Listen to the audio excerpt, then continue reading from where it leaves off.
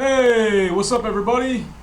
It's No Joke Howard coming at you live yet again from Phnom Penh, Cambodia. Now, as you may have noticed, I have a bit of a different setup here. We just moved out of our old apartment a few days ago into a new one for various reasons, but I'm pretty happy here at this new place. It's not too far from our old one, but it's still kind of fucked up as to why we had to move. But I digress. Let me get to the point. I have an email here from a fan. His name is Brian, and the title of this email is "Thank you!" exclamation mark. Well, Brian, you're welcome, sir. Let me get to the email. It says, "Never, dot, dot, dot. I repeat, never. Let me say again, never." Got it, Brian. Stop doing videos. Never stop doing videos. In my research to travel to Cambodia, I came across your videos, and I do have to say, at first, I didn't get you. Okay, that's understandable. That's understandable. I'm not everybody's cup of tea. I understand that. As a matter of fact, I didn't like you. However, your honesty and integrity shine through. I have been involved in coaching sports for 25 years, okay, and believe in one evident truth: you can't hide talent. Goddamn right, man. I'm one talented motherfucker. That is. Thank you, sir. Thank you. You, sir, are an example of that. Goddamn right, Brian. Yeah, like, I get that all the time, guys. Like, literally, I'm not exaggerating. Maybe 2 to 3, maybe 4 times a week, I get an email of people saying that they came across my videos, they thought I was a fucking piece of shit, they thought I was an asshole, and then they fell in love with me. And then they're a subscriber, we stay in touch on a regular basis, they send me kind emails, and, we keep in touch online. It's actually really cool. Sometimes you gotta give people a chance, everybody. I'm also aware that there's a mild sexual attraction to me. And it's hard for some men to accept that. I mean, I can't help the fact that this is what I'm working with. He can't help the fact that's what he's working with, okay? I digress. I do have a question or two. I'm considering a move, and in 5 years I'll have about $700, I'm assuming, from rental income, and could draw about $500 from another source. After initial startup costs, what kind of life does $1,200 get you? I know this is a general question, and sorry if you've covered it before. Could you possibly do a video on what $1,200 gets you in Cambodia versus the amount it would cost you to live in a comparable life in one of the cities you've lived in before? Also, could you tell me your top 3 favorite things about Cambodia and the top 3 favorite things about the U.S.? Thanks, Brian. Now, when you talk about $1,200, I'm assuming that you mean $1,200 per month in Cambodia. So let's say, for example, you make $1,200 per month. Guys, if you make $1,200 per month and you live in even Phnom Penh, which is obviously the most expensive place to live in Cambodia, and it's not enough money for you, I don't know what the fuck to tell you, man, because $1,200 a month is more than enough money. Right now, as of now, I'm a full-time personal trainer, and I'm very happy with what I do. I maybe make, I don't know, $500 a month right now. And I'm doing all right. Like, I'm doing just fine. I enjoy my life. I have plenty of money for food, going out with friends. Bullshit. I can just really do what I want. $1,200 a month that's like living back in the States and making 5, 6, 7 grand a month. That's no joke, dude. Yeah, so if you even come out here with $1,200 in pocket and you're looking to get a job teaching English, or you maybe even start your own little private tutoring or whatever you have in mind, $1,200 is enough to get you started in Cambodia. Obviously, the more you have, the merrier you are. And like, compared to me having $1,200, let's say, okay, like the last city that I lived in was Washington, D.C., back in the States. That's the capital of the U.S., everybody. I lived in the ghetto, which I'm sure if you guys have been watching me for a while, you already know that I lived in the hood for years and years. And that was rent. that was rent for my one bedroom apartment. I lived in the hood where we heard gunshots on a daily, well, not a daily basis, but on a fairly regular basis. There were robberies, there were gangs, there were drug dealers. I mean, it was the fucking hood, guys. And I paid, with utilities and all that type of shit, like all together, my cost of living just for my apartment was $1,200 a month.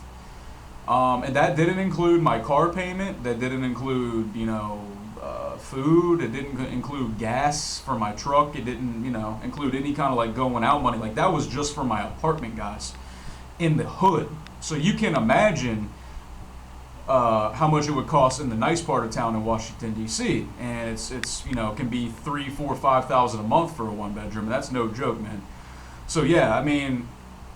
So, 3 favorite things about Cambodia. I mean, just off the top of my head, in no particular order. I mean, the first thing is probably the fact that it's always sunny. It's really nice every day. You've got like bright blue skies, and it's always nice and warm. It's hot, but it beats winter. You know what I mean? So it's the weather's good. I'd say another thing is that generally speaking, the people here are a lot more pleasant. They're nice. They're friendlier. They smile. They wave. And I don't feel like an asshole, or not an asshole, but I don't feel, what's the word I'm looking for? I guess timid to smile at people. Like back in the States, guys, where I was from and just my upbringing and just my childhood growing up, I mean, I wasn't really a happy person, and I wasn't nice to a lot of people, and that was kind of just because I was a product of my environment. It was kind of a dog eat dog type of world, and you kind of had to be guarded. You kind of had to be like that, and like in the last few months, I've just began to become a happier person. I'm a lot nicer to people. I'm a lot nicer to myself, and I allow myself to have fun. And I owe a lot of that to my friends here, and the fact that I moved out of the States. I'm traveling. Anyways, another thing, probably just it's cheap, guys. I mean, like, like for me at least. Now, if you talk to a Cambodian, they're probably not going to agree because a lot of Cambodians here don't make but $50 to $100 a month, and they have to work all damn day. So it's kind of fucked up for me to say that it's cheap here. It's cheap for a lot of expats because expats get paid more, they get higher paying jobs.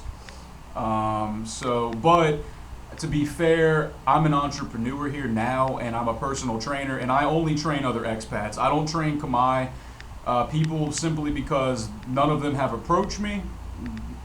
There hasn't been one that's wanted to train with me, and I'm not going to charge them less. I'm going to charge everybody the same. Because I believe that my services are worth it. And if you can't afford it, then I'm not going to train you. Maybe I'm an asshole, but that's just how it goes, guys. Top 3 things I miss about the U.S. Well, I miss my family. I miss my little brother. And his name was Clayton. And I often get very upset. I often get very sad about it. Sometimes I want to cry. Honestly, like sometimes, like even today, I mean, I got a little bit, not choked up, but like I got kind of sad, and like I got a little lump in my throat, kind of thinking about it because I really do miss my brother. This is actually, you guys can see, this is my brother Clayton and our dog back home. You can see he's holding a bowl, smoking some weed, but that's my brother Clayton, and I really, really do miss him a lot. And he's a really good kid, and anyways, I don't want to get too much into it, but another thing I miss about the U.S. is probably just the diverse landscapes.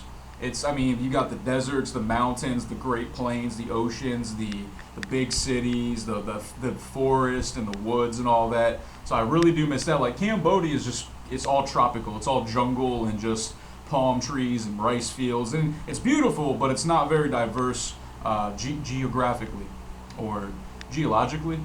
Geo something, whatever, man. One more thing I miss about the States. I don't know. I mean, I don't know. I guess I miss my pickup truck and all my guns. I used to be an avid gun owner. I owned a 9mm, a Glock 17. That's a 9mm. I owned a Glock 21, 45 caliber. Owned a Taurus 24/7. That's a 357 Magnum snub nose. I owned a Mossberg 500. That's a pump action shotgun. I owned a 22 long rifle, a Remington 22 long rifle, and I really do miss my guns. I miss shooting them, and I really miss my Ford Ranger, my pickup truck. Yes, I grew up in the country. Go fuck yourself if you got a problem with it. Anyways, this video has gone on too long, Brian. I hope I answered your question, man. $1,200 a month. I'm assuming that's what you mean.